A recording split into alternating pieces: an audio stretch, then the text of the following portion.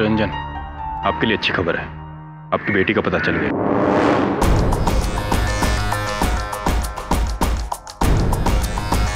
तो यहाँ छुपा रखा है इन कमीनों ने मेरी बेटी को, मैंने छोड़ूंगा नहीं।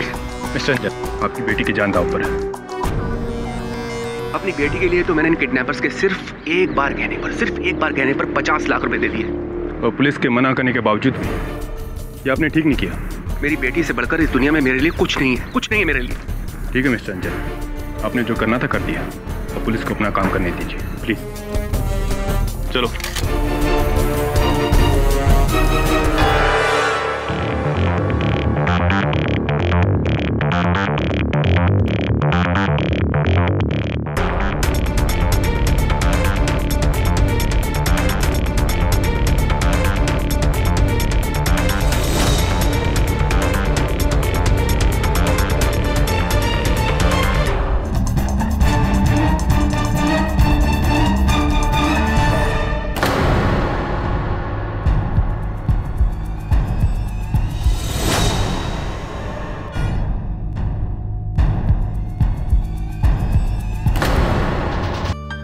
जिम जाओ और उसे बचाओ।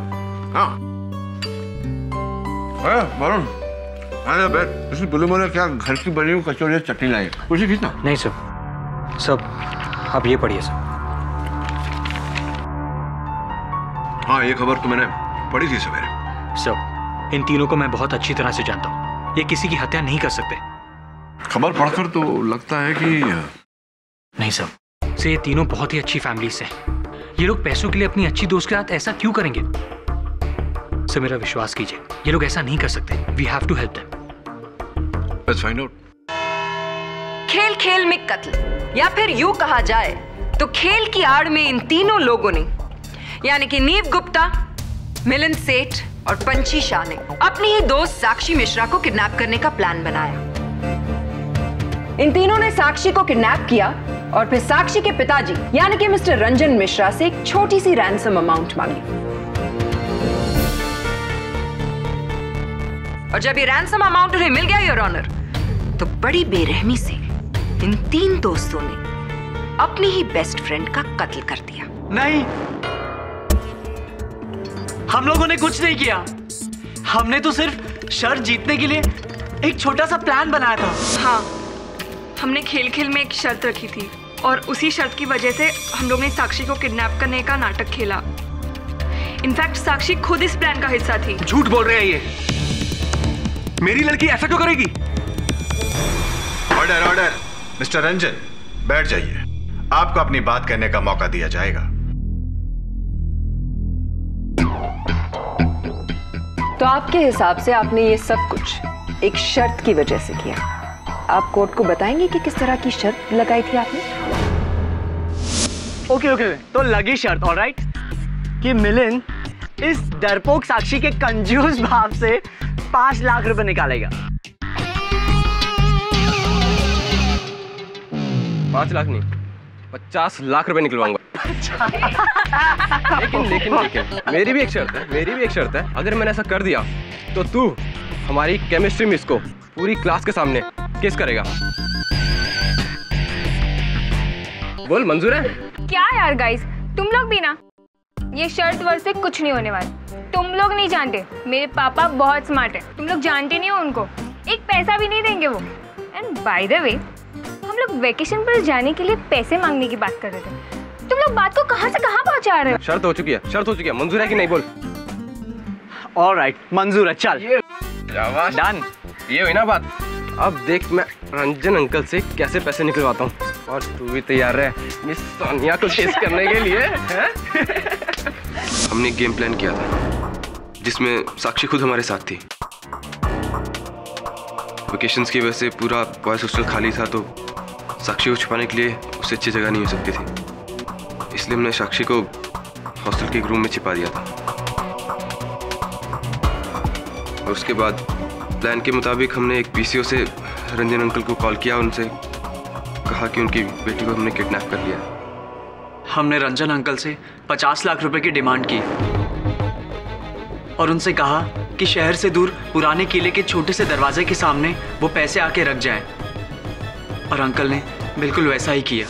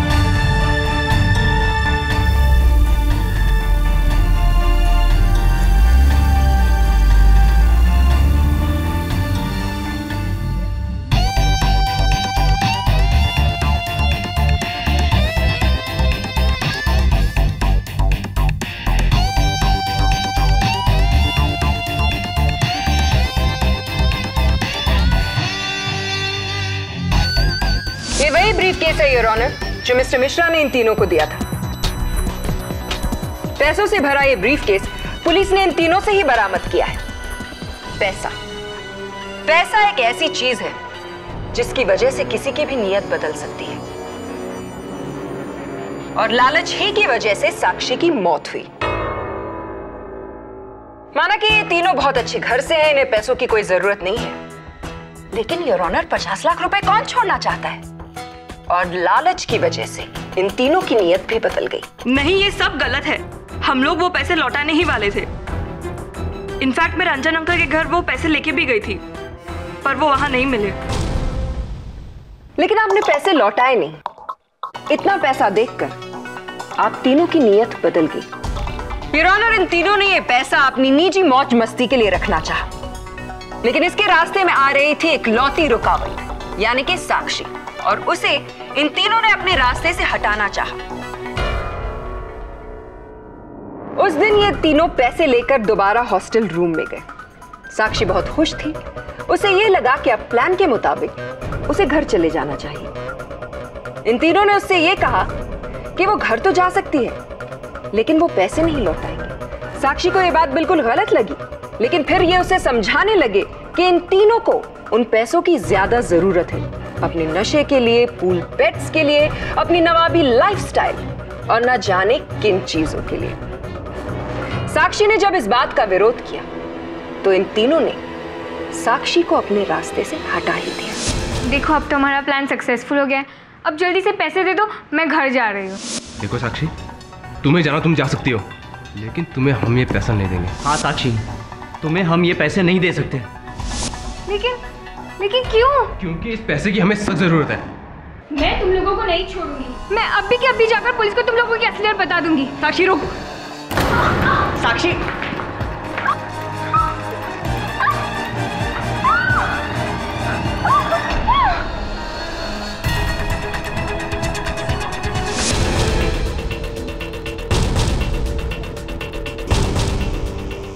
इन तीनों ने किडनैपिंग भी की है और कत्ल भी, और अपनी बात को साबित करने के लिए मेरे पास एक नहीं बल्कि दो चश्मदीद गवाह हैं। सबसे पहले मैं कटघरे में बुलाना चाहूंगी मिस्टर रंजन मिश्रा, यानी कि साक्षी के पिता को। यही है जिन्होंने मेरी बेटी को मारा। मैंने अपनी आंखों से इन तीनों को उसे पंखे पे लटकाते हुए देखा। मेरी बेटी पंखे से झूल रही थी और मैं कुछ भी ना कर सकता। क्या मिला इनको? पूछिए इनसे, पूछिए क्यों मारा उसको। अरे इन्हें 50 लाख चाहिए थे, मैं इनको 1 करोड़ देता, लेकिन उसको मारने की क्या जरूरत थी? क्यों मारा मेरी बेटी को? क्यों मारा? मिस्टर मिश्रा, आप बैठ सकते हैं। योर ऑनर, मैं इंस्पेक्टर दवे को बुलाना चाहूंगी। इंस्पेक्टर दवे, आपको ये कैसे पता चला कि साक्षी मिश्रा हॉस्टल के रूम नंबर 17 में है? मिस्टर रंजन ने अपनी बेटी साक्षी की मिसिंग कंप्लेंट लिखवा रखी थी। हम उनकी बेटी को ढूंढ रहे थे कि करीब 4 बजे किसी पीसीओ से एक अनजान आदमी का फोन आया।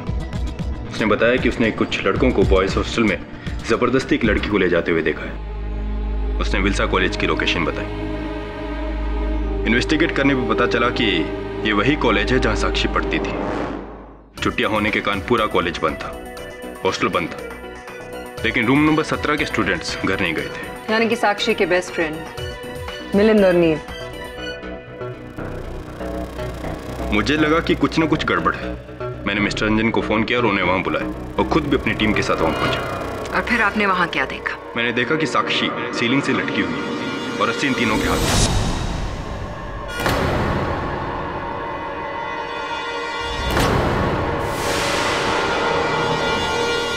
जी नहीं, साक्षी हमारे आने से पहले मर चुकी थी। हम लोग तो उसे सिर्फ नीचे उतार रहे थे। चलिए मान लेते हैं कि आप तीनों में से किसी ने भी साक्षी का खून नहीं किया, लेकिन आपको ये बात भी तो माननी पड़ेगी ना कि साक्षी का कत्ल हुआ है। साक्षी वही लड़की जो आप तीनों की सबसे प्यारी दोस्त थी और एग्जैक्टली आपकी किडनैपिंग का खेल खत्म होने से पहले।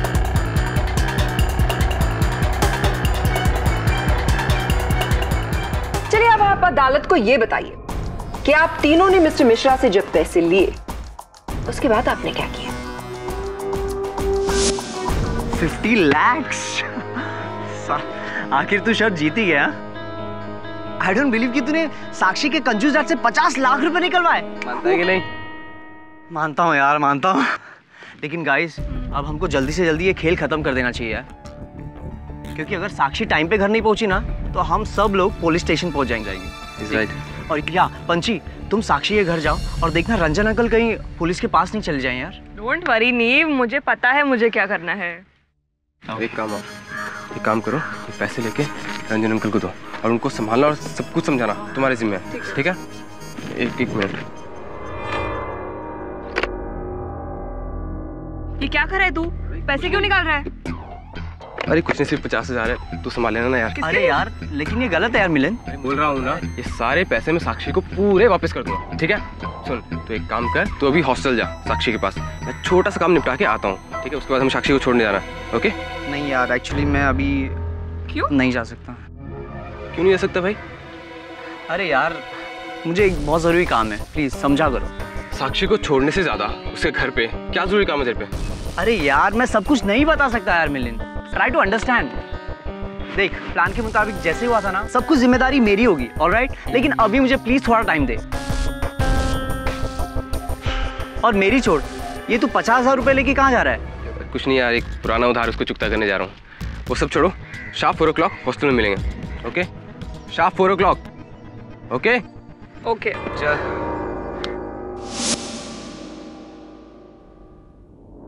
आप सब 4 बजे मिले तो थे, लेकिन साक्षी को घर पहुंचाने के लिए नहीं, बल्कि उसे ऊपर पहुंचाने के लिए। नहीं, ऐसा नहीं है।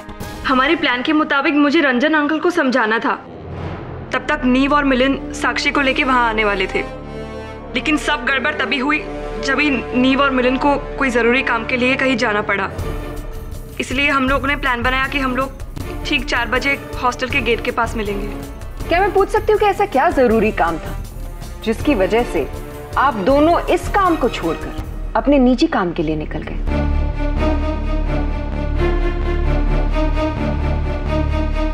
तो आप दोनों में से पहले मेरे सवाल का जवाब कौन देगा? नीव आप या फिर मिलिंद आप?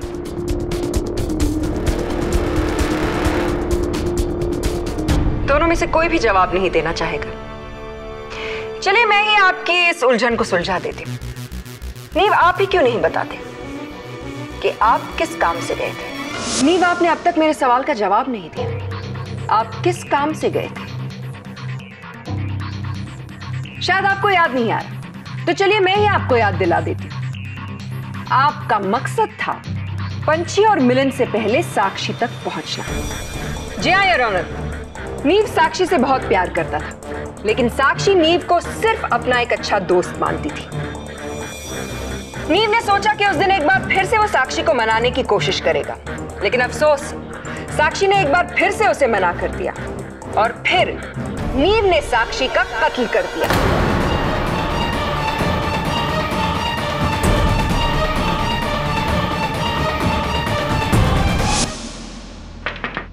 कौन?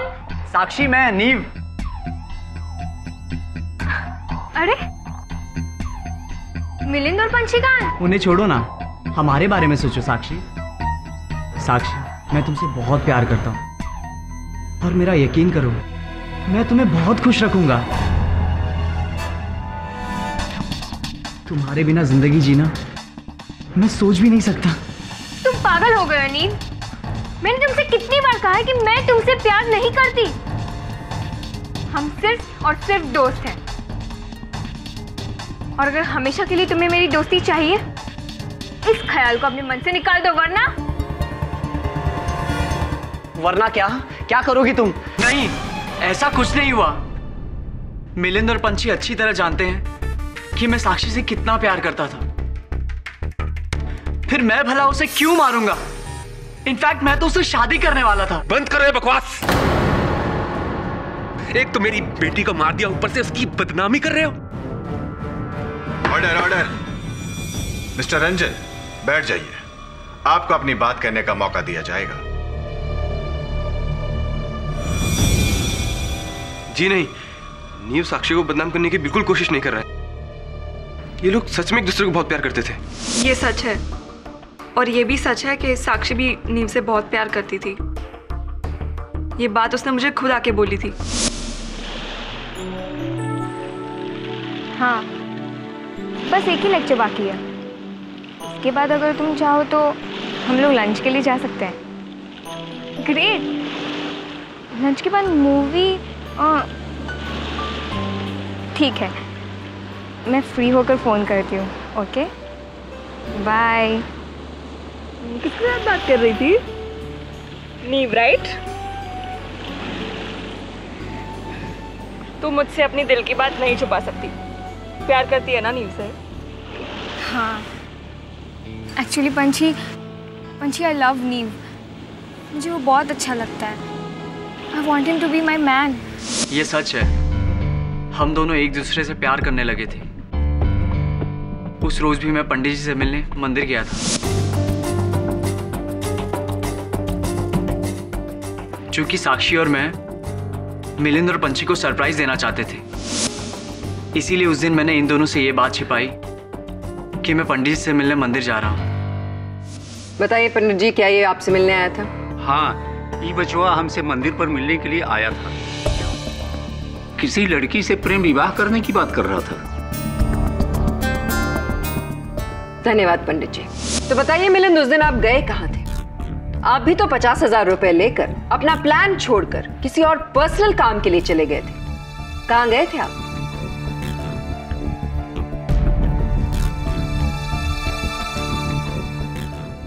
आप मेरी बात का जवाब नहीं दे रहे मिलिंद। कहीं ऐसा तो नहीं था कि आप ही सीधे हॉस्टल पहुंचे थे और आप ही ने साक्षी को मौत के घाट उतार दिया? कौन?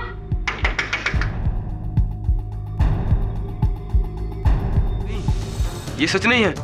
मैं भला साक्षी को क्यों मारूंगा? और वैसे भी हमने पंछी को पैसे देकर भेज दिया था, तो फिर मैं अपनी दोस्त का कत्ल कैसे कर सकता हूँ मैम? अगर आपने ऐसा नहीं किया तो फिर आप अदालत को बताते क्यों नहीं कि आप कहां गए थे उस दिन? मिलिंद, आप मेरी बात का जवाब नहीं दे रहे। जी वो उस दिन मैं किसी को पैसे देने गया था। एक्चुअली मुझे ड्रग्स की लत लग गई थी, जिस वजह से मेरे खर्चे बढ़ गए थे। उस दिन भी मैं 50,000 रुपये लेके इसीलिए गया था ताकि मैं अपने पुराने कर्जे उतार सकूं। हालांकि मैं वो पैसे बाद में साक्षी को लौटाने वाला था। योर ऑनर, ड्रग्स लेने की आदत, पुराना कर्जा और रैंसम में मिले 50 लाख रुपए। मिलिंद के पास बहुत ही क्लियर ऑप्शन था। साक्षी को अपने रास्ते से हटा दो और फिर फिरौती के पूरे 50 लाख रुपए इनके। जी नहीं, ये सच नहीं है। भला मैं अपनी फ्रेंड का कत्ल क्यों करूंगा? मैं सच कह रहा हूँ मैम, मैं उस दिन अपने फ्रेंड को पैसे देने गया था। मैं रॉकी को पैसे देने गया था मैम। रियली? तो क्या आप अपने इस अच्छे दोस्त रॉकी को यहाँ अदालत में बुला सकते हैं ताकि आपकी बात साबित हो जाए?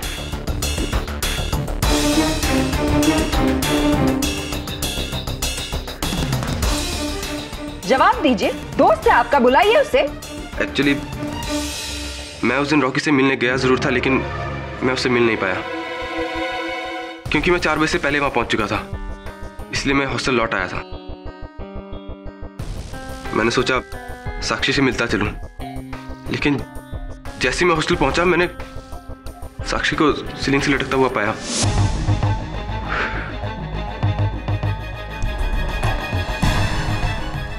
चार बज गए यार, ये नीव और पंछी कहाँ रह गए?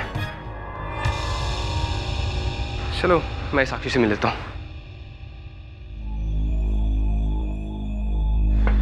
साक्षी,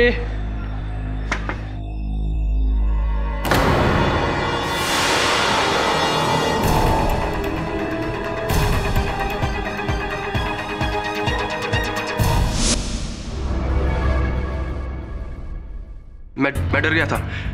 मैं डर के मारे नीचे भागा तो मुझे नीव और पंछी नीचे मिले।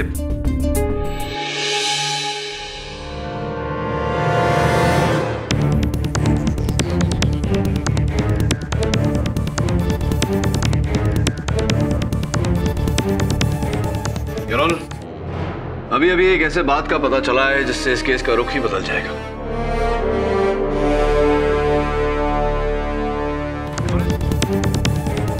योर ऑनर, अभी एक ऐसे बात का पता चला है जिससे इस केस का रुख ही बदल जाएगा, और इस बात का खुलासा करने के लिए मैं फोरेंसिक्स के डॉक्टर रस्तोगी को कटघरे में बुलाने की इजाजत चाहता हूँ। योर ऑनर, मिलिंद, नीव और पंछी को हॉस्टल में लटकती हुई साक्षी की मृत शरीर के पास शाम के 5 बजे पाया गया, जिससे पुलिस ने यह अनुमान लगा लिया कि साक्षी की हत्या इन तीनों ने की है। किंतु योर ऑनर, फोरेंसिक्स के इस रिपोर्ट का कहना है कि साक्षी की मृत्यु 2.5 घंटे पहले, यानी कि 2 और 2.5 के बीच में हो गई थी।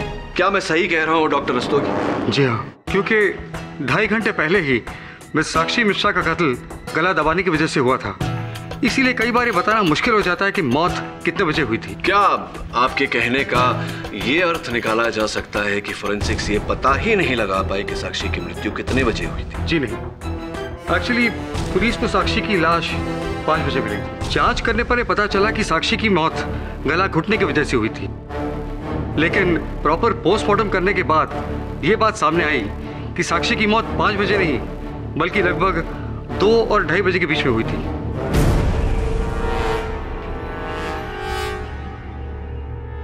Mister Pathak, I don't understand the point you're trying to make. इससे तो सिर्फ यही साबित होता है ना कि खून 2 और 2.5 बजे के बीच में हुआ। ये साबित नहीं होता कि इन तीनों ने खून नहीं किया है। हो सकता है कि साक्षी का कत्ल करने के बाद उन्हें ये बात नहीं समझ आ रही थी कि उसकी लाश के साथ क्या करें, और जब तक ये बात समझ में आई तब तक इंस्पेक्टर दवे वहां पहुंच चुके थे। योर ऑनर, प्रोसिक्यूशन के इस दलील का उत्तर देना बहुत ही सरल है। मेरे तीनों मुवक्किल अपने अपने कथन में कह चुके हैं योर ऑनर कि जिस समय साक्षी की मृत्यु हुई उस समय विभिन्न व्यस्तता के कारण ये हॉस्टल पर उपस्थित नहीं थे। मिलिंद अपने दोस्त रॉकी को ड्रग्स के पैसे देने गए थे, पंछी साक्षी के पिताजी से मिलने गए थे, और नीव मंदिर गए थे पंडित जी से मिलने। योर ऑनर, सबसे पहले मैं चाहूंगा कि पंडित जी कटघरे में आकर इस बात पर रोशनी डालें। पंडित जी, आपने पिछली सुनवाई में अपने कथन में कहा था कि ये लड़का नीव गुप्ता आपसे मिलने आया था मंदिर पर। हाँ, मैंने कहा था। तो जिस समय ये आपसे मिलने आया था, समय क्या हो रहा था? यही दोपहर के 2-2:30 बजे, जब मैं मंदिर बंद कर रहा था तभी आया था। और आपसे वार्तालाप करके, बातें करके कितने बजे ये वहां से निकले? अब मुझसे बातचीत किया, आधा पौना घंटा तो लगा होगा। यानी कि अगर कहा जाए कि 2:30 बजे ये आपके मंदिर से निकले तो गलत नहीं होगा। 2:30 बजे योर ऑनर, 2:30 बजे नीव मंदिर से निकला। ठीक उसी समय हॉस्टल में साक्षी की हत्या हो रही थी।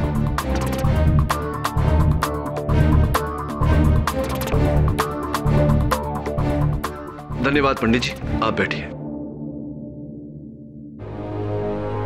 योर ऑनर, अब मैं मिस्टर रंजन मिश्रा के घर के नौकर गोपाल काका को कटघरे में बुलाने की अनुमति चाहता हूं। गोपाल काका, कृपया कर अदालत को बताएं कि उस दिन पंछी शाह ये आपके घर आई थी आपके मालिक रंजन मिश्रा जी से मिलने? जी, उस दिन वो घर पे आई तो थी, लेकिन मालिक घर पर उस वक्त नहीं थे। मालिक का इंतजार भी किया था इसने। तो किस समय ये आपके घर आई? लगभग 2:15 बजे। लगभग 2:15 बजे। और आप कह रहे हैं कि इन्होंने वहाँ इंतजार किया आपके मालिक का और फिर वहाँ से निकली। कितने बजे निकली थी? लगभग पौन घंटा। 3 बजे योर ऑनर। मेरे प्रश्न में ही मेरे प्रश्न का उत्तर है। फोरेंसिक्स का ये कहना है कि साक्षी की मृत्यु 2:30 बजे हुई और अगर पंछी वहाँ 2:15 से 3 बजे तक थी तो ये साक्षी की हत्यारन कैसे हो सकती है? मिस्टर पाठक, आपने तो सबका काम आसान कर दिया। अगर साक्षी के कत्ल में नीव और पंछी का हाथ नहीं है तो बचा सिर्फ एक इंसान जो कातिल हो सकता है, मिलिंद। नहीं सर, मैंने खून नहीं किया सर। केडी सर, मैंने खून नहीं किया। मैं सच कह रहा हूँ सर, मेरा विश्वास कीजिए, मैंने खून नहीं किया सर। योर ऑनर, मैं प्रोसिक्यूशन की बात से सहमत हूं कि नीव और पंछी ने यह हत्या नहीं की, लेकिन मिलिंद ने भी यह हत्या नहीं की। वो भी निर्दोष है। यह प्रमाणित करने के लिए अदालत से मैं कुछ समय की विनती करता हूं।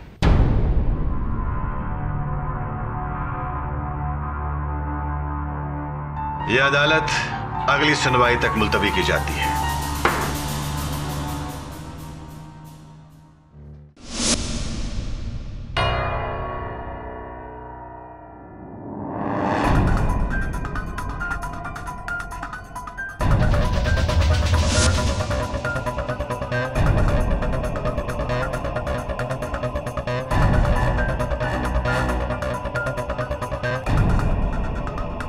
वरुण,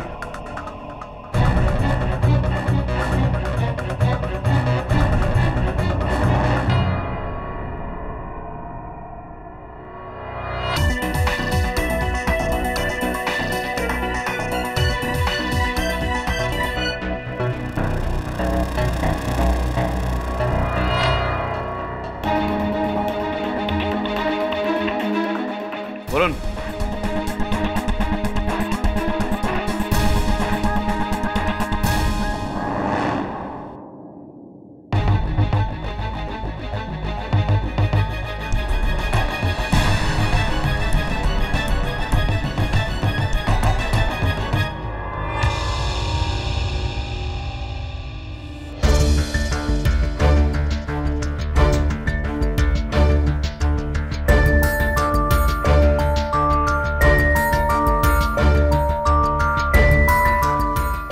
वरुण, वो फाइल देना।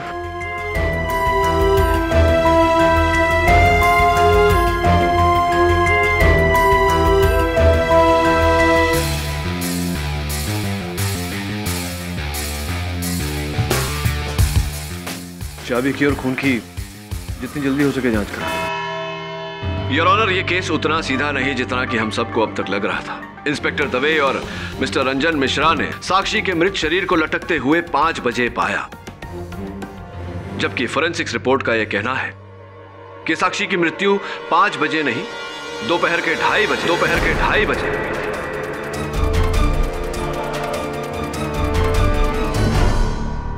जिस समय योर ऑनर गवाहों के बयान के अनुसार पंछी शाह मिस्टर रंजन मिश्रा के घर गई थी उनसे मिलने, और नीव गुप्ता पंडित जी से मिलने मंदिर गए थे।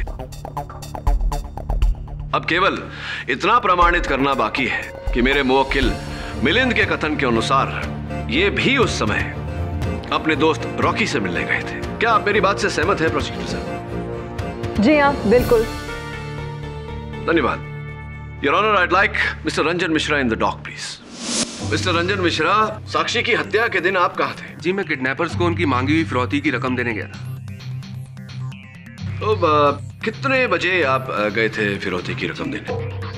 कोई दोपहर के 1:30 बजे। दोपहर के 1:30 बजे। उसके बाद आप कहाँ गए? उसके बाद इंस्पेक्टर दवे का फोन आया और मैं सीधा हॉस्टल पहुंच गया। ऐसी? किंतु इंस्पेक्टर दवे के कथन के अनुसार तो इन्होंने 4 बजे आपको फोन किया था।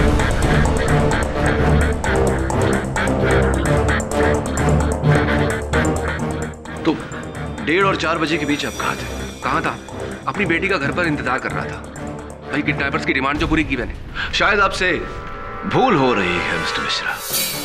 क्योंकि पंछी शाह और आपके गृह सेवक गोपाल काका दोनों ने अपने अपने कथन में कहा कि जिस समय पंछी आपके घर आपसे मिलने आई थी उस समय आप घर पर उपस्थित नहीं थे। कहाँ थे आप 1:30 और 4 बजे के बीच? भाई कहा ना कि मैं अपनी बेटी की किडनैपिंग को लेकर बहुत परेशान था और किडनैपर को पैसा देने के बाद मैं भगवान से यही दुआ कर रहा था कि मेरी बेटी को जल्द से जल्द घर वापस आ जाए, बस। भगवान से दुआ कर रहे थे? भगवान से दुआ कहाँ पर कर रहे थे? किसी मंदिर में, मस्जिद में या बॉयज हॉस्टल में?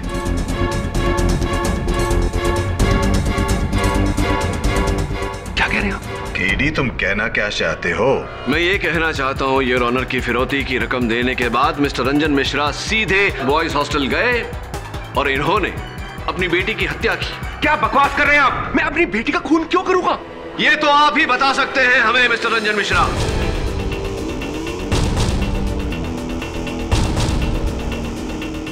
केडी, साफ साफ कहो, तुम कहना क्या चाहते हो? योर ऑनर, कहानी कुछ इस तरह। फिरौती की रकम देने के बाद मिस्टर मिश्रा सीधा बॉयज हॉस्टल पहुंचे क्योंकि ये जान चुके थे कि इनकी बेटी साक्षी को कहां रखा जा रहा है। वहां पहुंचने के बाद इन्होंने साक्षी पर वार किया, गला घोंटकर उसे मारने का प्रयास किया। योर ऑनर, ये मिस्टर केडी क्या मनगढ़ंत कहानियां बना रहे हैं? किस खून की बात कर रहे हैं आप? वही खून जो इन्होंने किया है योर ऑनर। और बचाव में साक्षी ने पास पड़ी चाबी से इन पर हमला किया और इन्हें घाव दिया। यही हाँ यार, जरा अदालत को बताने का कष्ट करेंगे?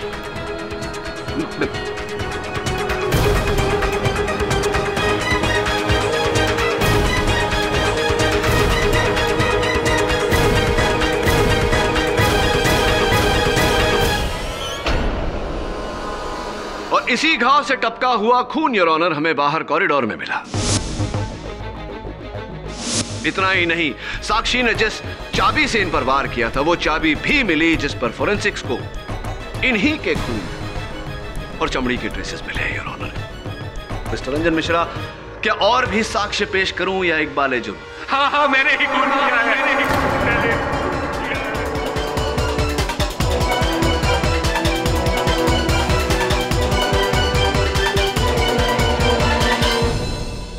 ये तीनों तो मेरी सिर्फ प्लानिंग का शिकार हुए थे।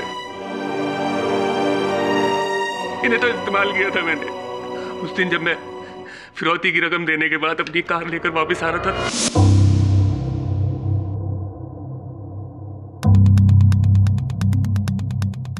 तो मैंने अपनी कार को इस जगह पर पार्क किया।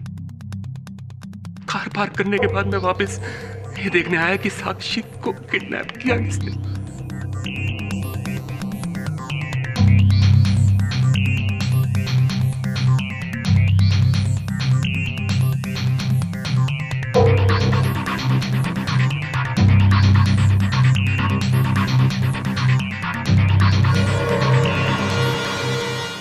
अब हमको जल्दी से जल्दी ये खेल खत्म कर देना चाहिए, क्योंकि अगर साक्षी टाइम पे घर नहीं पहुंची ना तो हम सबका गेम खत्म और हम लोग सीधे पुलिस स्टेशन, समझा?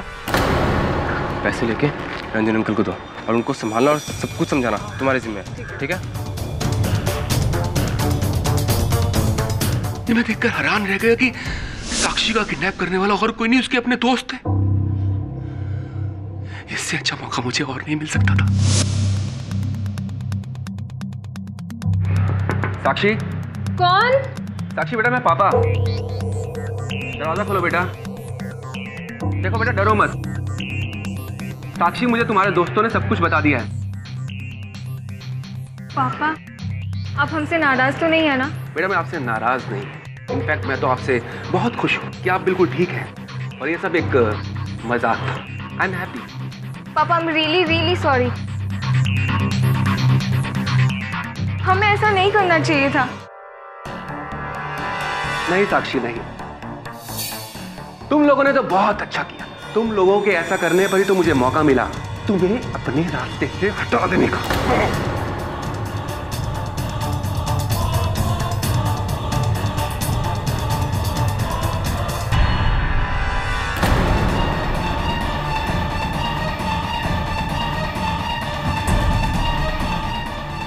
साक्षी! साक्षी!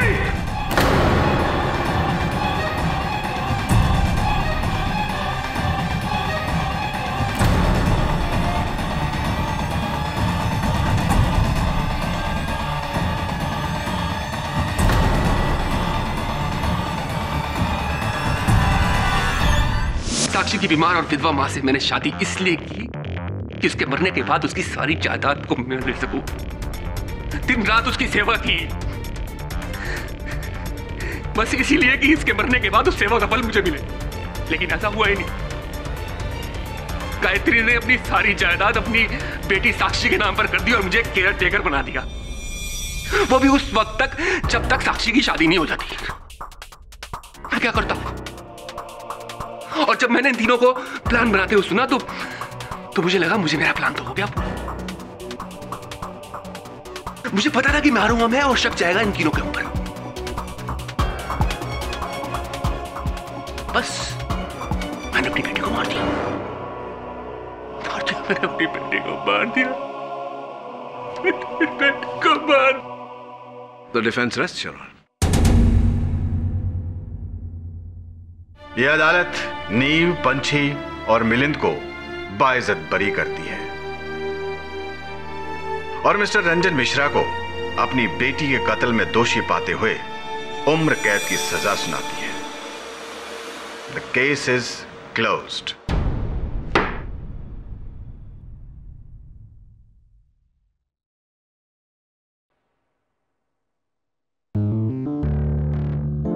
थैंक यू केडी सर, अगर आप नहीं होते तो पता नहीं हमारा क्या होता। Thank you KD sir. You're welcome. लेकिन धन्यवाद तुम लोगों को मेरा नहीं, वरुण का करना चाहिए।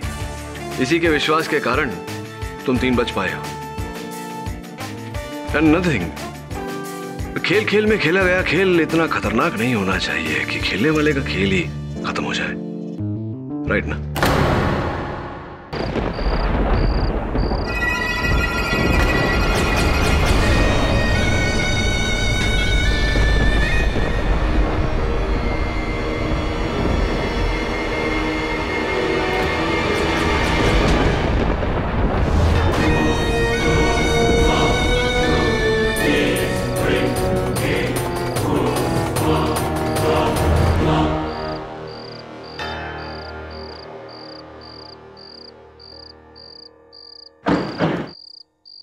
ठाकुर साहब, नीलाक्षी ये यहाँ क्या कर रही है? नीलाक्षी?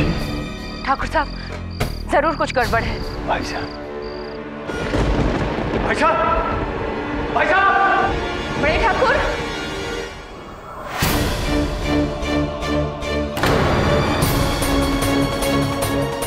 उज्जवल भाई साहब, भाई साहब, भाई साहब!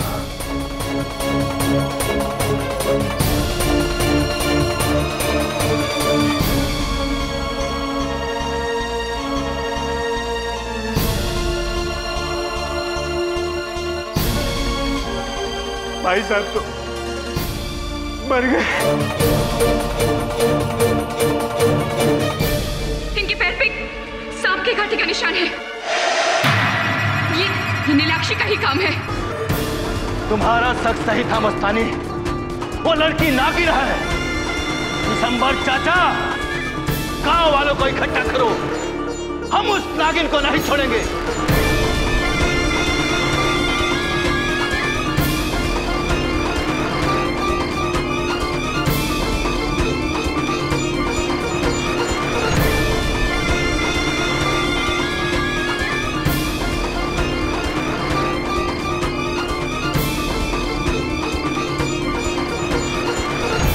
शादी कैसी लगी सर? अरे बहुत बढ़िया। मुझे नहीं पता था यहाँ गांव में लोग मुझसे और मेरे मुकदमों से परिचित हैं। I felt very good.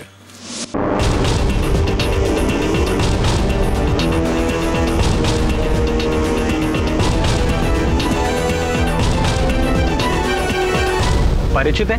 सब पूरा जिला आपके फैन से भरा हुआ है। इसीलिए तो मेरी मौसी ने इंसिस्ट किया था कि मेरी कजन की शादी में मैं आपको जरूर लेकर आऊं। Thank you for coming sir. अरे आई एंजॉयड।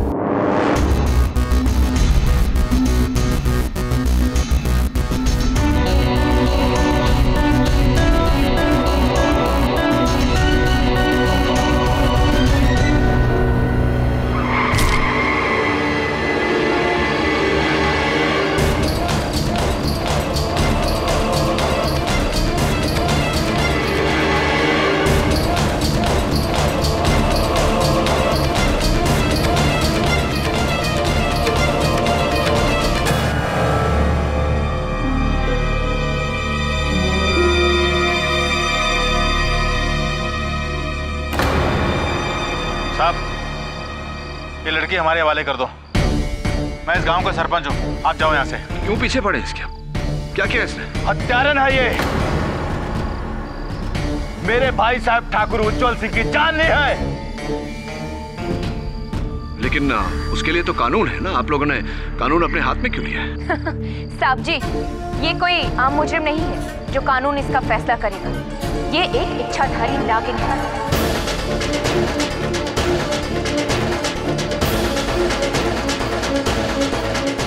और इसका फैसला कानून नहीं, हम करेंगे।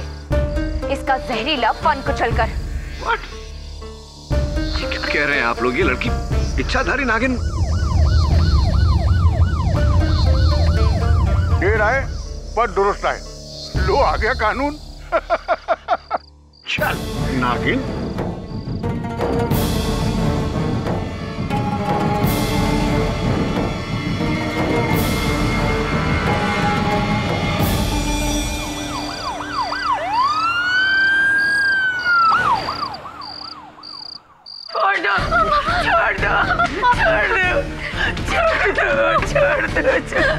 हम हमको बचा लीजिए। छोड़ दो मेरी बच्ची को। मेरी बच्ची की कोई गलती नहीं है, उसने कुछ नहीं किया साहब। हाँ दरोगा, बाहर निकाल इसको। इसका तो हश्र हम करेंगे। इसने हमारे भाई साहब की जान ली है, नागिन।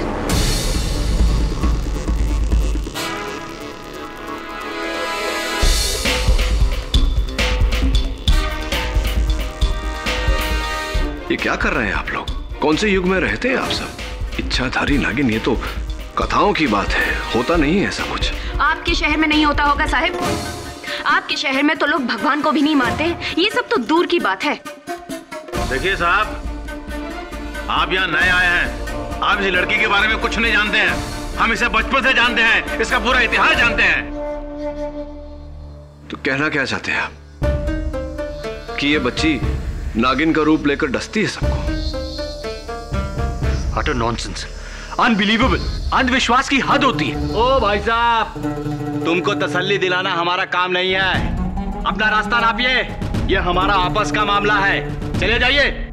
साहब, साहब हमें छोड़ के मत जाइएगा साहब। साहब हमके जाने के बाद ये लोग हमको मार डालेंगे। मेरी बच्ची।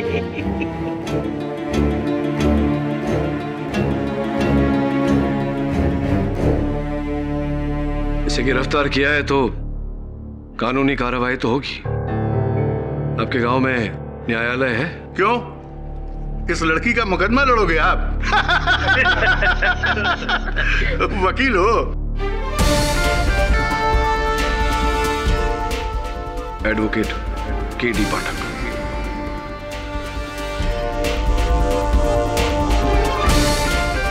और के.डी. पाठक के होते हुए कभी किसी बेगुनाह को सजा नहीं हो सकती। बाकी की पहचान अदालत में दूंगा। चल वरुण, राम, इस केस के निर्णय होने तक अगर मेरे मुवक्किल को खरोंच भी पहुंची तो उसकी उत्तरदायी आप होंगे, इंस्पेक्टर राम। रली आ रहा।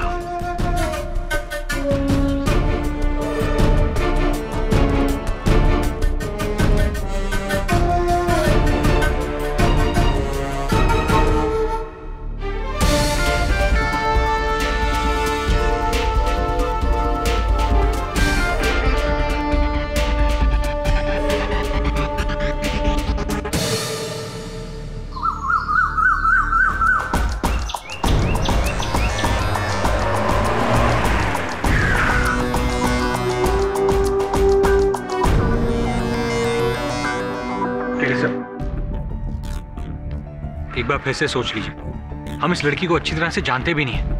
वो क्या है क्या नहीं है, हो सकता है वो नागिन नहीं, खूनी हो। देखो, हम तो उस लड़की के अपराध से अनजान हैं, किंतु ये गांव वाले वास्तविकता से अनजान हैं। और जब तक इस देश से अंधकार को नहीं मिटाया जाएगा, ये देश प्रगति नहीं कर सकती। और ये अंधकार सिर्फ ज्ञान से मिट सकता है। इस समय यही हमारा कर्तव्य है। करेक्ट? चल। अरे वकील साहब, आ गए आप? हाँ, लगता तो ऐसा ही है। आ गए ना हम लोग। मैं विशंभर हूं, इस हवेली का पुराना वफादार। उस रात उजागर सिंह जी के बड़े भाई उज्जवल सिंह जी के अलावा यहाँ पे और कोई नहीं था। आइए हुजूर।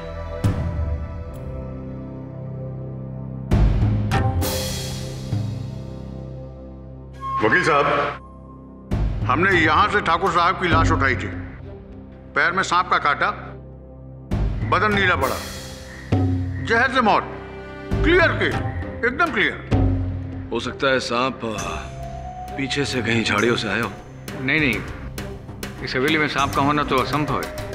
अरे वकील साहब, हवेली में क्या, इस पूरे अमरौली गांव में पिछले 150 साल से किसी ने सांप को नहीं देखा। रिकॉर्ड है, रिकॉर्ड। अब आप ही बताइए, इसका क्या मतलब है? आप सुलझे हुए लगते हैं चाचा, आप बताइए, क्या वो लड़की नागिन हो सकती है? नहीं, वो नागिन नहीं है, वो विषकन्या है। ठीक कह रहे हैं चाचा।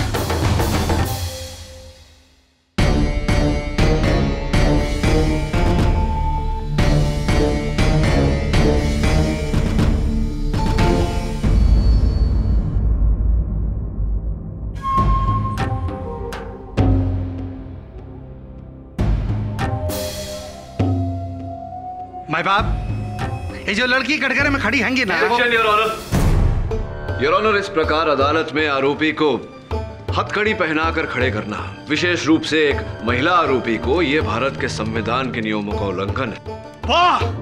खुलेआम ये नागिन को छोड़ने की मांग कर रहा है ताकि हम सबको डस ले, पूरे गांव को तबाह कर दे। ये हम नहीं होने देंगे, नहीं होने देंगे। देखिए पाठक साहब, आप इस बात की चिंता मत कीजिए। आप केस शुरू कीजिए। चमनलाल, पंखा तेज करो।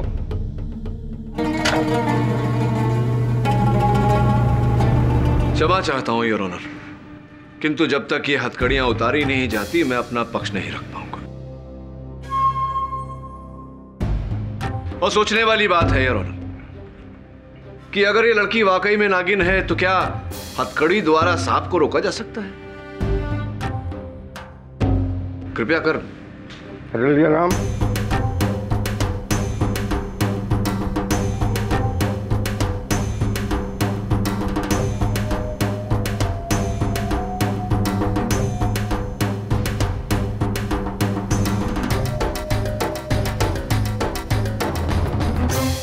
खुश हैंगे वकील साहब, खुश हैंगे। हाँ, बड़े शहर के बड़े वकील साहब। अगर आपकी इजाजत हो तो कार्रवाई शुरू करें। धन्यवाद। मैं बाप, 1 अगस्त की रात ठीक 11:30 बजे ठाकुर उज्जवल सिंह की हवेली से एक लड़की फरार हैंगी। 3 लोगों ने उसे देखा हैगा। ठाकुर उजागर सिंह जी हैंगे और उनकी सहेली मस्तानी हैंगी और हवेली के रखवाले विशंबर चाचा हैंगे। उसके बाद ठाकुर के कमरे में गए ये तीनों लोग और एक धसी हुई लाश देखी ठाकुर।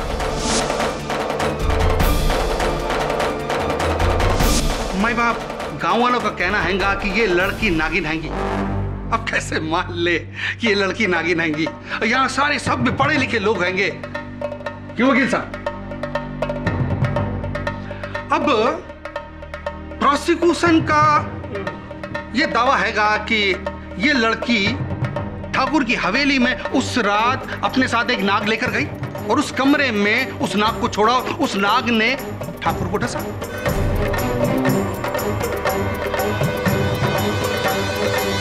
सीधी सिंपल मर्डर हैंगी ये। भाई बाप, मर्डर करने के लिए कई लोग पिस्तौल का इस्तेमाल करते हैंगे, गंडासे का इस्तेमाल करते हैंगे, छुरी का इस्तेमाल करते हैंगे। इस लड़की ने नाक का इस्तेमाल किया है ना।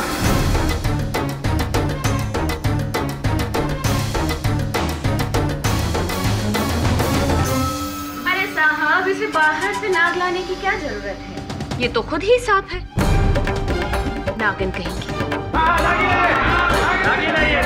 Objection your honour. Your honour, इस प्रकार अदालत की कार्यवाही के बीच में बोलकर कार्यवाही को खंडित करना, भंग करना, ये अनुचित है योर ऑनर। मस्तानी जी, आप यहां आकर के अपनी बात कहिए। वैसे तो पूरा अमरोली इस नीलाक्षी की कहानी के बारे में अच्छे से जानता है, लेकिन इस नए वकील के लिए हम ये कहानी फिर से दोहरा देते हैं। हुआ ये था कि 20 साल पहले इस विधवा दुलारी को ये लड़की छत्तीसगढ़ के जंगलों में मिली थी, वो भी सांपों के डेरे के बीच में।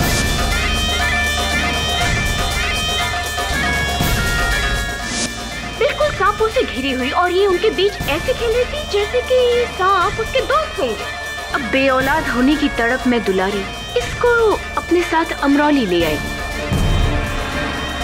इसे पाला पोसा बड़ा किया बिल्कुल अपने बच्चे की तरह। लेकिन ये नीली आंखों वाली नीलाक्षी आम बच्चों की तरह नहीं है।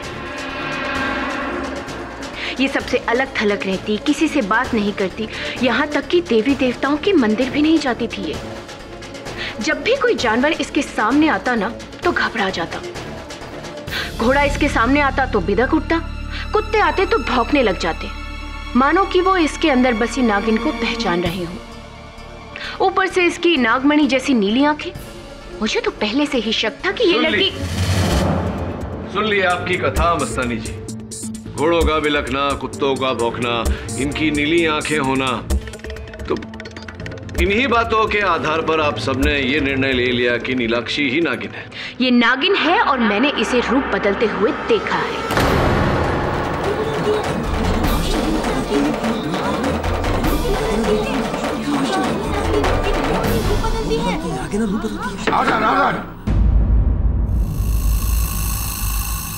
अच्छा, अगर आपको आपत्ति ना हो तो कुछ प्रश्न करो। धन्यवाद। तो अब कह रही थी कुछ आपने रूप बदलते हुए देखा है। जी हाँ, एक दिन मैं हवेली से लौट रही थी तो दुलारी के घर के पास मैंने देखा कि एक सांप गुजर रहा था। पहले तो मैं एकदम घबरा गई कि भाई इतने सालों से जब अमरोली में एक भी सांप नहीं देखा गया तो ये सांप आया कहाँ से। लेकिन फिर भी जैसे तैसे हिम्मत करते हुए मैं आगे बढ़ी और उस सांप का मैंने पीछा किया, और मैंने देखा कि वो सांप एक पेड़ के एक सिरे से घुसा और थोड़ी ही देर बाद दूसरे सिरे से ये नीलाक्षी बाहर निकली।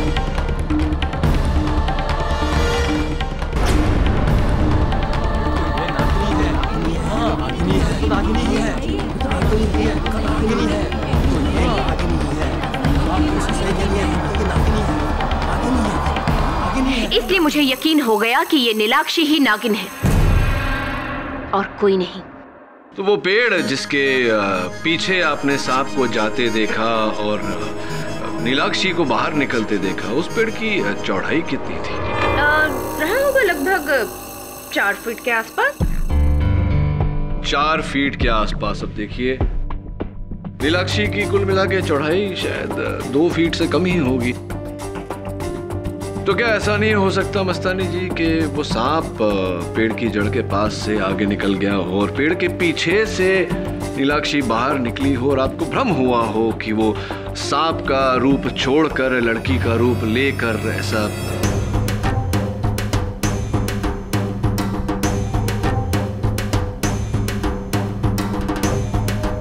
जी नहीं, जब इतने सालों से अमरोली में कोई सांप देखा ही नहीं गया तो फिर वो सांप आया कहां से?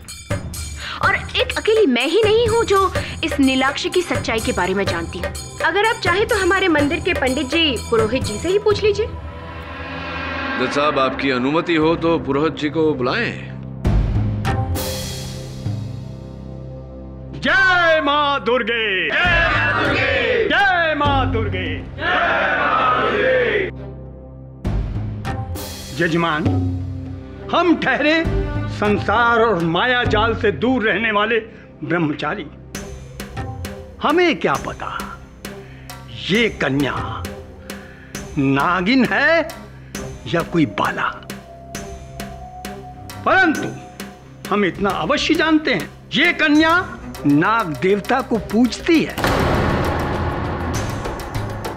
हमने कई बार इसको नाग देवता की मूर्ति के सामने नमन करते हुए देखा है।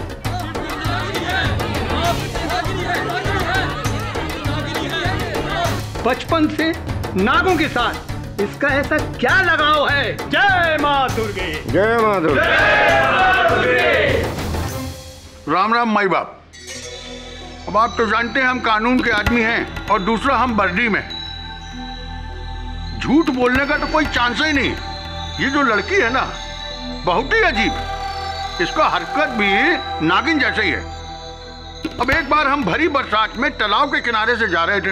अब आपको क्या बताएं माई बाप, हम देखे कि ये तालाब के किनारे बैठ के मेंढक को पकड़ के खा रही थी।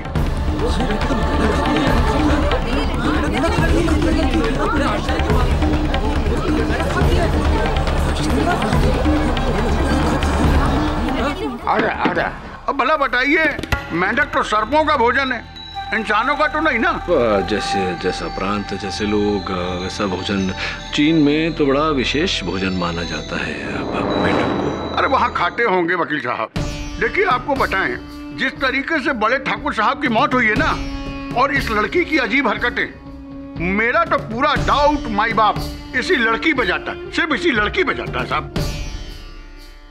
माई बाप, इसके लक्षण नागिन के भले ही ना हो, पर एक बिस्कन्या के जरूर हैं। एक बार स्कूल में हुजूर इसको बिच्छू ने काट लिया। हमें तो लगा कि ये गई काम से, लेकिन चुटकी बजाते ये ठीक हो गई। मैं तो तभी भाग गया था कि इस पर जहर का कोई असर नहीं होता। इसकी रगों में खून के साथ साथ जहर दौड़ता है। ये बिस्कन्या है, बिस्कन्या हुजूर, बिस्कन्या।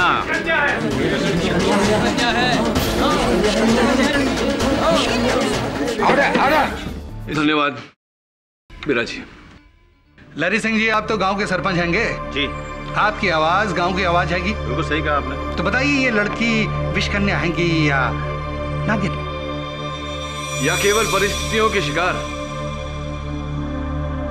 जज साहब, नीलाक्षी को मैं बचपन से जानता हूं। माना कि वो एक सबसे अलग लड़की है, लेकिन मैंने उसे आज तक किसी को कोई नुकसान पहुंचाते नहीं देखा। मैं नहीं मानता कि वो कोई विषकन्या है या नागिन। ठाकुर के पांव में सांप के कांटे का निशान है क्या?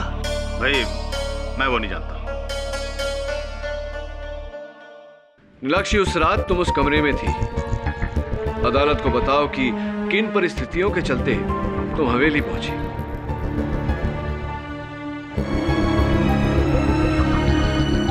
डरो मत, बोलो। मेरी माँ को जोड़ों का दर्द है साहब। ठाकुर उजागर सिंह ने कहा था कि शहर में उसकी दवा मिलती है, तो माँ की दवा वो ले आएंगे शहर से। और बड़े ठाकुर के बुलाने की वजह से मैं उनके पास वो दवा लेने गई थी।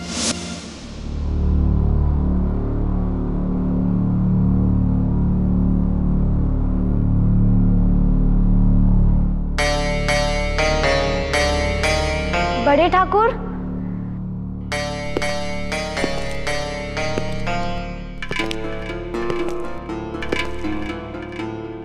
नीलू, ऊपर आ जा। घबरा मत, कोई नहीं है हवेली में। नहीं बड़े ठाकुर, वो माँ की दवाई लेने आए थे हम।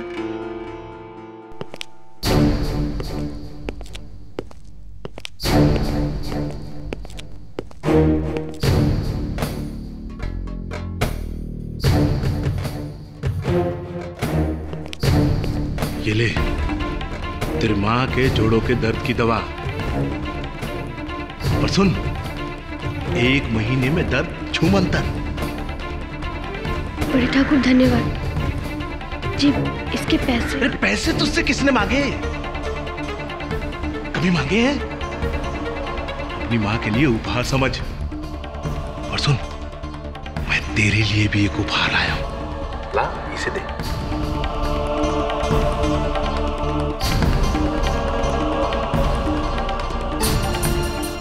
ये देख, बढ़िया है ना? तेरी नीली आंखों से मेल खाता है। आ, पहना दो तुझे।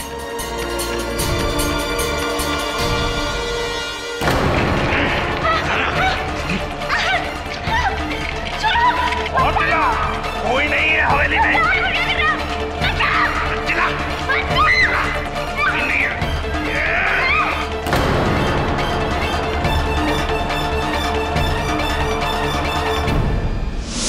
और फिर जब मुझे होश आया तो मैंने देखा कि वहां पे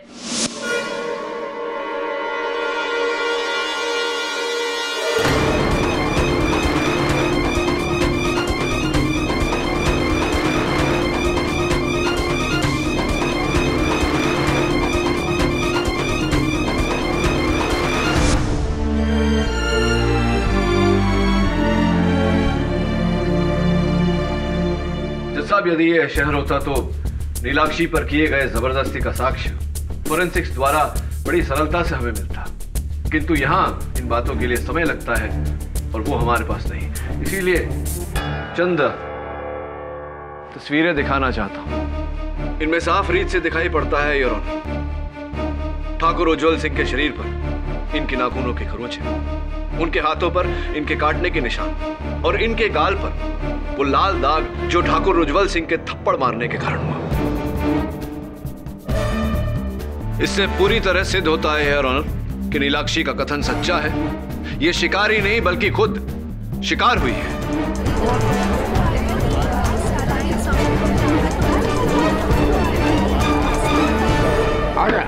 वाह वाह वाह वाह वाह वाह वकील साहब, बचाव के घाव के निशान यानी कि हमले के निशान भी तो हो सकते हैंगे। ये लड़की उस रात ठाकुर के घर में गई और उस पर हमला किया है ना। प्रोसिक्यूटर साहब, मैं आपको स्मरण करा दूं कि ठाकुर की मृत्यु लड़की के हमले के कारण नहीं, सांप के काटने के कारण। और वो सांप यही लड़की लेकर आई थी। इसका कोई सबूत हैंगा आपके पास? हैंगा बड़ी देर से इसी बात का इंतजार कर रहा था मैं। इक्का हैंगा। अच्छा, रखिए।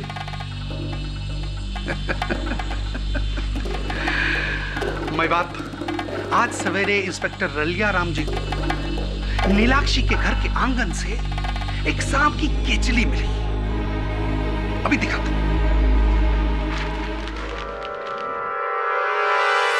असली हैंगी, असली हैंगी वकील साहब, असली हैंगी, असली हैंगी। ये पिटारी भी वहीं से मिली जिसमें सांप को रखा जाता है। और इसकी बू, भाई बाप, वकील साहब जरा सुनिए ना। अरे सुनिए।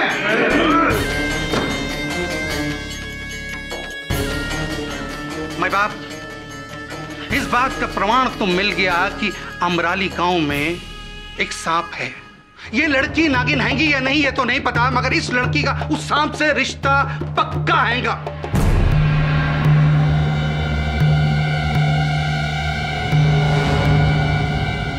बताओ सबके सामने, बेहतर यही होगा कि अपना जुर्म कबूल कर लो।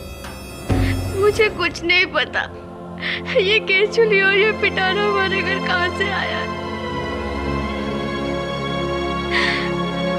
माँ, मुझे बचा लो। मुझे कोई फंसा रहा है माँ। वो कौन है योर ऑनर? इसका अनुमान है मुझे। मैं ठाकुर उजागर सिंह जी को कटघरे में बुलाने की अनुमति चाहता हूँ। एक तो ये लड़की हमारे देवता समान भाई की जान लेती है और फिर उनके चरित्र पर कीचड़ उछालती है। तुझे तो मैं आज ही रात हवेली उठा कर ले जाऊंगा, फिर जो हस्र करूंगा तेरा देख लेना। ठाकुर उजागर सिंह, आपने अभी अभी भरी सभा में इस लड़की को अपहरण की धमकी दी है। आईपीसी धारा 506 के तहत क्रिमिनल इंटिमिडेशन यानी कि आपराधिक भय दर्शन और आईपीसी धारा 367 अपहरण के लिए आपको 2 साल की जेल हो सकती है। राइट जज साहब? हे वकील, क्या मजाक है ये? 2 वर्ष काराबंद रहना कोई स्वांग नहीं होता ठाकुर साहब। मेरे 5 गिनने से पहले अपने शब्द वापस लीजिए, वरना 1। अच्छा 2। मैं अपने शब्द वापस लेता हूं। वेरी गुड, मतलब बहुत अच्छे। अब ये बताइए ठाकुर साहब, दुलारी देवी की दवाई आप ही लाए? जी हाँ, इंदौर से। तो ये दवाई जो आप लाए वो इस बक्से में लाए थे, बड़े बक्से? जी हाँ, इस बक्से में। इतने बड़े बक्से में इतनी छोटी सी बोतल क्यों? क्या इस बड़े से बक्से में कोई और भी सामान था इस दवाई की शीशी के साथ? आपको क्या लगता है मैं इसमें सांप लाया था? हाँ, यही लगता है मुझे। वकील, दिमाग ठिकाने लगा दूंगा। फिर भरी सभा में धमकी दे रहे हैं। मेरा कहने का मतलब, वकील साहब, हम अपने बड़े भाई साहब को क्यों मारेंगे? उचित प्रश्न, और इसका उत्तर भी दूंगा। पहले आप ये बताइए कि आप इंदौर क्यों गए थे? भाई साहब और मैंने मिलकर इंदौर से बाहर 100 एकड़ जमीन खरीदी थी। उसी की रजिस्ट्री के लिए वहां गया था, वकील से मिलने। और सुना है कि लौटते समय आप एक छोटी सी जगह रुके थे, सपेरों की बस्ती में। क्या ये सच है? अरे क्या बात कर रहे हैं? आपको किसने कहा? आप ही के वाहन चालक ने। उसका ये कहना है कि बिल्लोड़ा नाम की सपेरों की बस्ती में आप रुके थे। क्यों गए थे आप वहां? भ्रमण करने, साइट सीइंग, पर्यटन, या कोई विशेष कारण था आपके वहां जाने का?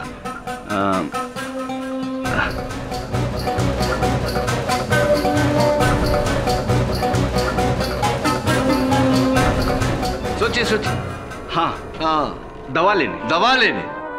कौन सी दवा? अरे वही जोड़ों की दर्द की दवा जो दुलारी ने मंगाई थी। वहां एक बूढ़ा सपेरा रहता है जो जंगली जड़ी बूटियों से दवाइयां बनाता है। वही दवा लेने गया था। दवा लेने गए थे आप उजागर सिंह जी, लेकिन दुलारी देवी के मर्ज की दवा नहीं, अपनी मर्ज की दवा लेने गए थे आप। वो सांप जिसने आपके भाई साहब को डसा और वो चल बसे।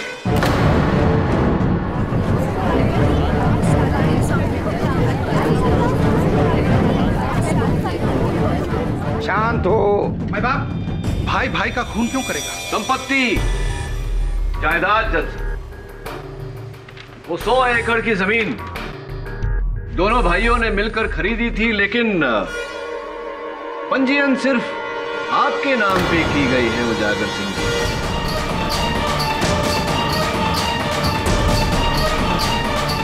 क्या कारण है इसका?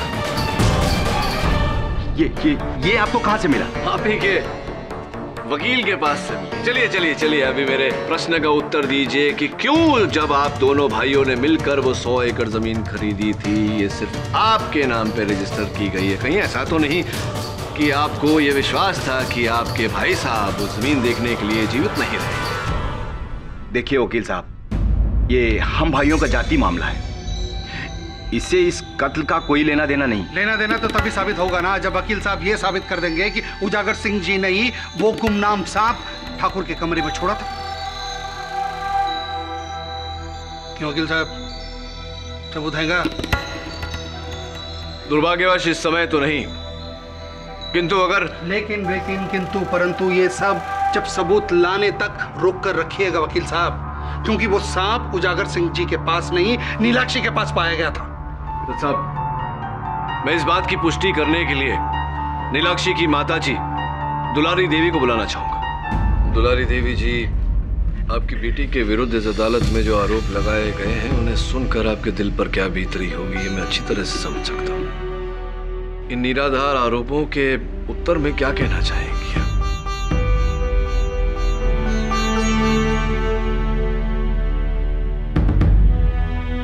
कुछ कहिए दुलारी देवी।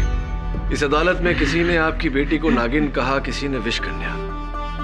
आपकी बेटी को इस समय आपके सच की, एक माँ के सच की आवश्यकता है। कुछ कहिए। मुझे माफ कर दे बेटी, मुझे माफ कर दे। मैं अब तेरी असलियत नहीं छुपा सकती हूँ।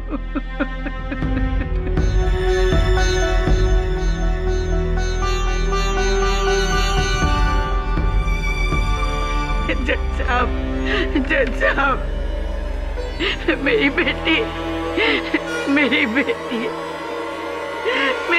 एक नागिन है।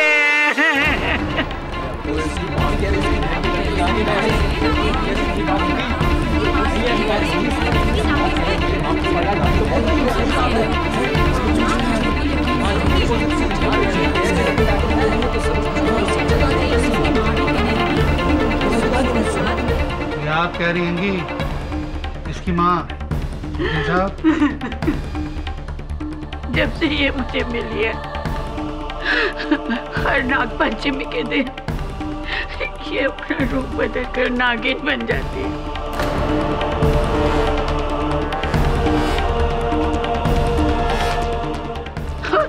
और कुछ घंटे बाद ये अपने इंसानी रूप ले लेती है। मैंने जब पहले ये देखा कि वो किसी को नुकसान नहीं पहुंचाती है, तो मैंने इस राज को राज ही रखा जज साहब। माँ, क्यों कर रही हो आप ऐसा? क्यों माँ? चुपचाप क्या खड़े हो? मारो पत्थर से!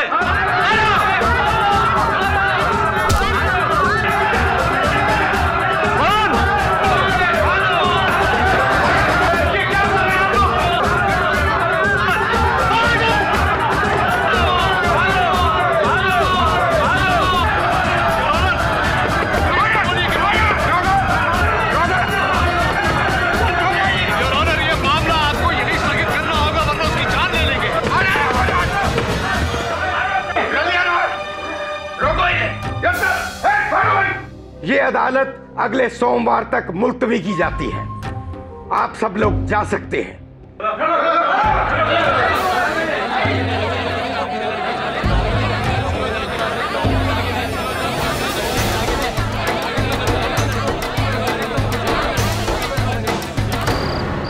देखिए सर, बहस के आगे बीक बजाने का नतीजा। सर, कौन कहेगा कि हम लोग 21वीं सदी में रह रहे हैं? ये लोग तो पिछड़े हुए लोगों से भी ज्यादा पिछड़े हुए हैं। नाग नागिन की कहानियां, सर मुझे तो ऐसी फिल्मी कहानियां हजम नहीं होती, और ये लोग इसे असलियत बनाकर जी रहे हैं। Sir this is the limit sir. Sir मुझे तो लगता है कि गांव वाले पागल हो गए हैं। वरुण, काम डाउन, वातावरण को समझ।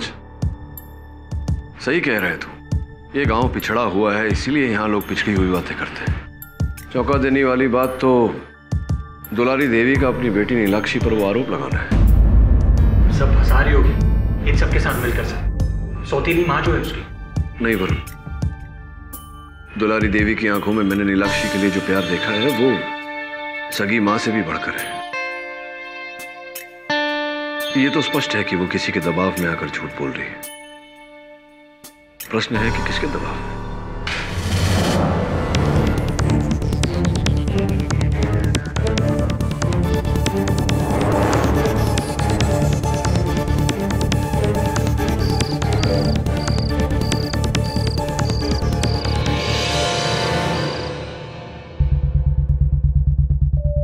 सब बाहर कोई नहीं है। अभी भी समय है, इस केस को छोड़कर वापस अपने शहर चले जाओ, वरना इस नाग पंचमी के दिन उस नागिन के पाप का प्रायश्चित तुम्हें करना पड़ेगा। पता कर किसकी राइटिंग। जी सर, लेकिन नाग पंचमी तो आज है, और दुलारी ने कहा था कि नाग पंचमी को नीलाक्षी नागिन का रूप धारण करती है।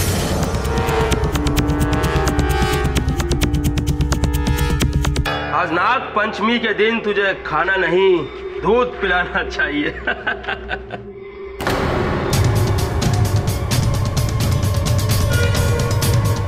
साहब भाग गई, नागिन भाग गई। रलिया साहब, नागिन भाग गई। साहब जी,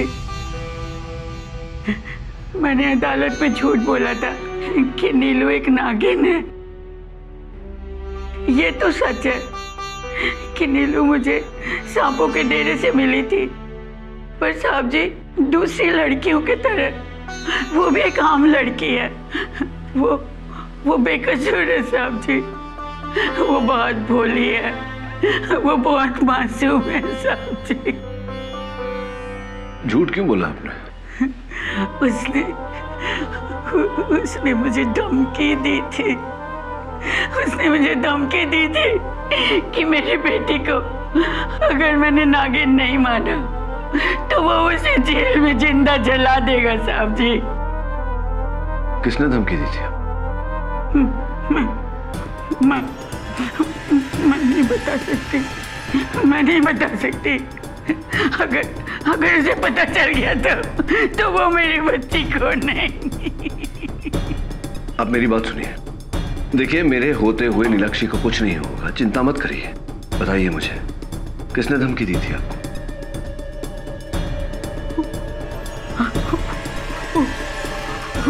उजागर सिंह।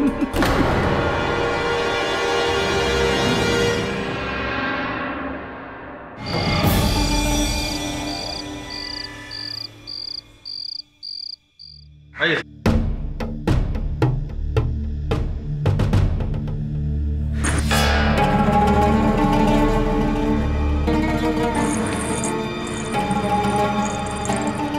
वरुण, नीलाक्षी की बहन है। नीलाक्षी तो जेल में है सर। तो फिर रख। ठाकुर साहब,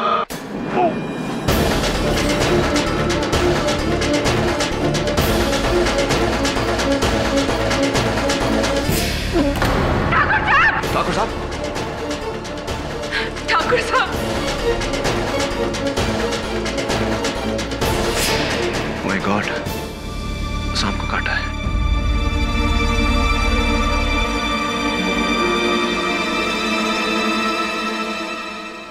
सांप।